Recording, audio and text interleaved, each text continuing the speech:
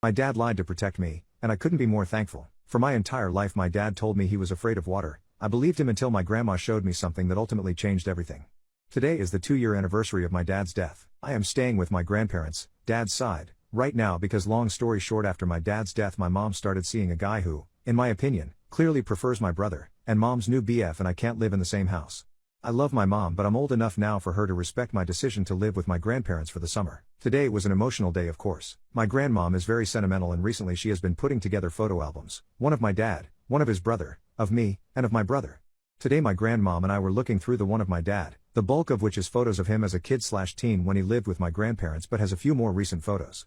One of these recent photos caught my attention. See, I have JME, type of epilepsy, that gives me these occasional jerks or spasms in my arms and legs. Because of this I've never been able to go in water, so I never learned to swim. Despite this we went to the beach a lot as a family, CA residents, lol. The photo that stood out to me was one of my dad in his 20s, so a bit before I was born, treading water in the ocean, clearly very deep in.